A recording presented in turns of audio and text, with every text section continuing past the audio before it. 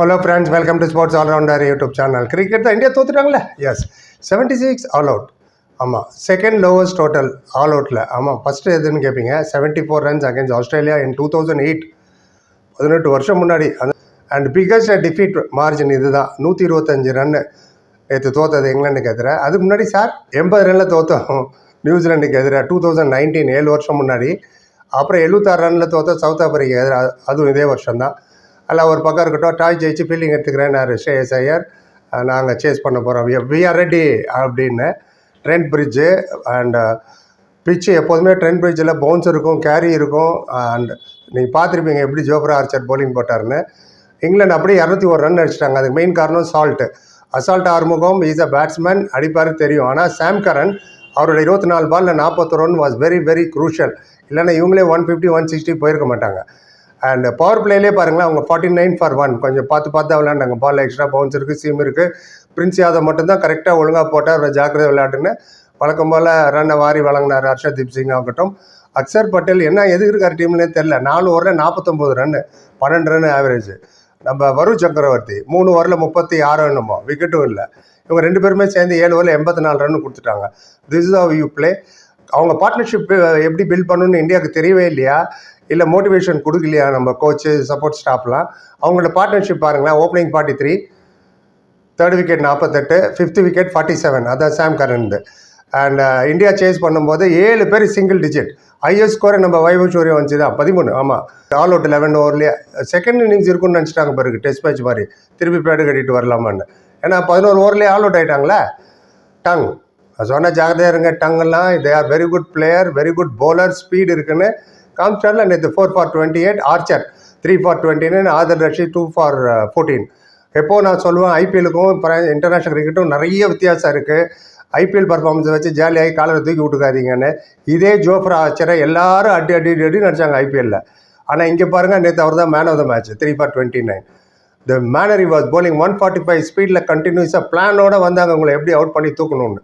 International cricket இது, professional cricket. You cannot say we are learning process, we will see 1/2 game they played better than us. இதெல்லாம் வேலைக்கு ஆகாது, இல்லைன்னா விட்டு போயிடுங்க. அபிஷேக் சர்மா SRH விளையாடும்போது பெரிய சிக்ஸ்லாம் அடித்து விளையாடிட்டு இருந்தார்ல. இப்போ இட் டசன்ட் நோ எந்த ஷாட்டு விளையாடணும், எப்போ விளையாடணும், அதுவும் இங்கிலாந்து மாதிரி கண்டிஷனில். அபிஷேக் சர்மா அந்த ஓவரில் தான் 14 ரன் ஆல்ரெடி அடிச்சாச்சு. 5வது பாலில் போய் ஷார்ட் பிச் பால் போடுறாரு, extra bounce and back upper length delivery வேறு. எக்ஸ்ட்ரா கவரில் ட்ரை பண்ணார் அடி. ஜோ ஸ்டங்கோட பாலை ரீட் பண்ண முடியல அவரால்.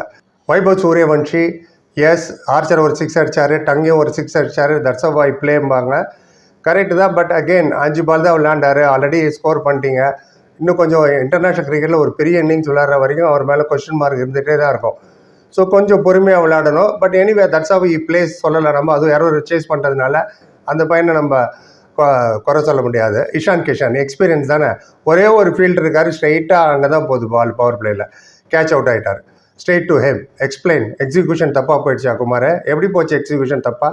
கமிங் டு ஸ்ரேயஸ் ஐயர், நம்ம கேப்டன். லெக் ஸ்டம்ப் பால் ஸ்ட்ரெயிட்டாக ஃபீல்டரில் கேட்ச் தூக்கி கொடுத்துட்டாரு. ஜேக்கப் பேத்தல் பிடிச்சாருன்னு நினைக்கிறேன். ஆர்ச்சர் தான் போலிங், அவரே சிரிக்கிறார், என்ன இவ்வளோ ஈஸியாக அவுட் ஆகிட்டு போட்டாரு அப்படின்னு. Jos Buttler wicket keeper 4 catch பிடிக்கிறாருன்னா 4 பால் அந்த couldn't read that pitchன்னு அர்த்தம். செகண்ட் இன்னிங்ஸ் இவ்வளோ, ஃபர்ஸ்ட் இன்னிங்ஸ் அவங்க விளையாடிட்டு போயிட்டாங்க, காமிச்சாங்களா எப்படி விளையாடணும்னு. பேட்டிங் பேரடைஸ் ஆக்சுவலாக Trent Bridge. They don't know how to play execution. அந்த காட் பிஹைண்ட்லேயே 4, ஒருத்தர் ஸ்டம்ப் வேறு, திலக் வர்மான்னு நினைக்கிறேன் ஸ்டம்ப் ஆனது. இவங்களும் என்ன எதிர் போலர் ஸ்டூபிட் நினச்சிட்டு இருக்காங்களா? ஜோஃப்ரா ஆர்ச்சர், டங்கு, சாம் கரன், ஆதில் ரஷீத் எல்லாம் they are very intelligent bowlers. They know how to get you out. பிளானோட வருவாங்கன்னு தெரியும்ல. 17 வருஷம் ரெக்கார்டு ஒன்று உடஞ்சிடுச்சு டக்குன்னு. ஆமாம், அதை சொல்லிடுறேன். என்ன 5 மேட்ச் கண்டினியூஸாக நம்ம ஜெயிக்கல இன்னும் T20யில். 2 ஐர்லாண்டை தோற்றோம், இது இங்கிலாந்து கூட 2 நடுவில் ஒரு வாஷ் அவுட் ஆகிடுச்சு. ஸோ 5 மேட்ச் கண்டினியூஸாக ஜெயிக்கல. இதுக்கு முன்னாடி 2009ல் 4 மேட்ச் கண்டினியூஸாக ஜெயிக்கல நம்ம. 17 வருஷம் ஆச்சு. நடுவில் ஒரு வாட்டி 2021 அப்படி தான் 4 மேட்ச் லைனாக ஜெயிக்கல பேருக்கு. நம்ம கோச் கௌதம் கம்பீரோட experimentation is going on and on and on. எத்தனை வருஷம் தான் எக்ஸ்பெரிமெண்ட் பண்ணிட்டு இருப்பீங்கன்னு எனக்கு தெரியல. சூரியவன்ஷி பேட்டிங் பண்ணவே போன மேட்ச்லேயே நான் சொன்னேன், சங்கக்கார டிராவிட் கோச்சிலேருந்து வராரு, இப்போ இங்கே போகிறாரு, என்ன ஆகும்னு குரூப்பில் கரெக்டாக அதுக்கு ஒரு பதில் போட்டார் பாருங்கள், அதே வீடியோவில் இருக்கும் என்ன ஆகும்னு. Jobs can somebody explain me. Harshit Rana Shivam துபைக்கு மேலே பேட்டிங் வராரு. சுபம் துபையோட கான்ஃபிடென்ஸாக ஷேட்டர் பண்ணிட்டாங்க. Is coming at number 8. Number 8ல் அனுப்புறீங்க நீங்கள். 2 ரன் தான் எடுக்க முடிஞ்சது, என்ன பண்ண முடியும்? he was not sure நம்ம ரோல் என்னன்னு. போன மேட்ச்சில் அவருக்கு போலிங் கொடுக்கல, இந்த மேட்ச்சில் ஒரு ஓவர் கொடுத்தாரு, சரி எல்லாருக்கும் தான் அடி விழுந்தது. எதுக்காக போன மேட்ச் கொடுக்கலப்போ இந்த மேட்ச் ஏன் கொடுத்தீங்க? எப்படியாவது ஒரு ஃபெயில் ஆகணும்ப்பா, நிதிஷ் ரெட்டி உள்ளே கூட்டின்னு வந்துடணுன்ற பிளானா? தெரியாமல் தான் கேட்குறேன். ஏன்னா இவர் வெளில போனால் நிதிஷ் ரெட்டி தான் உள்ளே வரணும். ஹார்திக் பாண்டியா ஃபிட்னஸ் பற்றி நமக்கு தெரியாது. ஹார்திக் பாண்டியா, டூபே 2 பேருமே விளையாண்டாங்க வேர்ல்டு கப்பில் ஒன்றா. அண்ட் கேட்டால் ரைட்டு லெஃப்ட்டுமிங்க. உங்களோட டாப் 6லேயே ஒரே ஒரு ரைட் ஹேண்டர் தானே இருக்கா ஸ்ரேயஸ் ஐயர். அப்புறம் என்ன லெஃப்ட் ரைட்டுனால அப்படி அமிச்சோன்னு? ஹர்ஷித் ராணா எப்படி வரலாம் டூபைக்கு மேலே? அப்போ என்ன கான்ஃபிடென்ஸ்? 2 பேட்ஸ்மேன் தான் பாக்கி இருக்காங்க இவர் வரும்போது. டூபே எந்த பார்ட்னர்ஷிப்பு கூட ஆள் இல்லையே. எத்தனை மேட்ச் சிங்கிள் ஹேண்டடாக ஜெயிச்சார் அவர் டூபே, இந்தியாக்கே சொல்கிறேன். குயிக்காக 20 பால்ல 40. எதுக்காக அவர் நம்பர் 9, 8ல் அனுப்புறீங்க? திலக் வர்மா பிரமாதமான பிளேயரா, மேன் ஆஃப் த சீரிஸ் அவர் தான் அவர் நினைக்கிறேன். 11 பால் விளையாண்டாரு நம்பால் குமார், 3 ரன் தான். Strike rate 27. சேசிங் எவ்வளோ? 200 ரன் சேஸ் பண்ணுறாங்க. Strike rate 27. இதுக்கு நடுவில் சஞ்சு சாம்சன் வர ட்ராப் பண்ணிட்டாங்க ஜிம்பாப்வே டூரில். அண்ட் சஞ்சு சாம்சன்னால தான் நம்ம வேர்ல்டு கப்பே ஜெயித்தோம். ஏன்னா அது இல்லைன்னா குவாலிஃபை ஆகிருக்க மாட்டோம் நாக் அவுட்டுக்கு, செமிஃபைனலுக்கு. செமிஃபைனலில் அவர் தான் வின் பண்ணி கொடுத்தாரு, ஃபைனலையும் அவர் தான் வின் பண்ணி கொடுத்தாரு. Rohit Sharma champions trophy win பண்ணி கொடுத்தாரு, உடனே கேப்டன்சி அவர் விட்டு எடுத்தாச்சு, வேண்டாம். Suryakumar Yadav T20 world cup ஜெயிச்சு கொடுத்தாரு 4 மாதம் முன்னாடி, கேப்டன்சி அவர்கிட்ட வந்து பிடிக்காச்சு, நீ பிளேயராக வேணாம் போ. Sanju Samson wonder in world cup, அவரை நவுத்திட்டீங்க. இப்போ என்னடானா டாப் 6ல் எங்களுக்கு ரைட் ஹேண்டரே இல்லைங்கிறீங்க. எப்படி நீங்கள் சஞ்சு சாம்சன் ட்ராப் பண்ணலாம் இந்த பேட்டிங் லைனுக்காகவா? இதில் என்னென்ன பிளேயர் எல்லாருக்கும் விளையாட தெரிஞ்சவங்க தான். டெம்பரமெண்ட்டு, கன்சிஸ்டன்சி, எந்த நேரத்தில் எப்படி விளையாடணும். Player are insecured. ஹர்ஷதீப் சிங்கோட பேட்டிங் 9th ஓவரில் வருதுன்னா பேட் பண்ண எந்த லட்சத்தில் நம்ம பேட்டிங் பண்ணியிருக்கோன்னு பாருங்கள். 15 நாள் முன்னாடி வரைக்கும் எப்படி பேசிட்டு இருந்தது இந்த இந்தியா டீம். ஏர்லாண்ட் எப்போ தோத்தாங்களோ 2-0. இப்போ இங்கிலாந்து வெரி ஸ்ட்ராங்கஸ்ட் டைம். நேற்று என்ன எப்படி சால்ட் அடிக்க உள்ள நீங்கள் 70 ரன். மிடில் ஓவரில் விக்கெட் எடுக்கலன்னா யூ லூஸ், சிம்பிள். அவங்க மிடில் ஓவரில் விக்கெட் எடுத்தாங்க, ஜெயிச்சிட்டாங்க, ஃபுல் ஸ்டாப். ஸ்பின்னரோ ஃபாஸ்ட் பாலரோ யார் கர்மானோ யார் வேணால் போட்டு போங்க. It is a basic cricket sense, basic cricket game என்ன சொல்லுது? மிடில் ஓவரில் டேக் விக்கெட்ஸ்.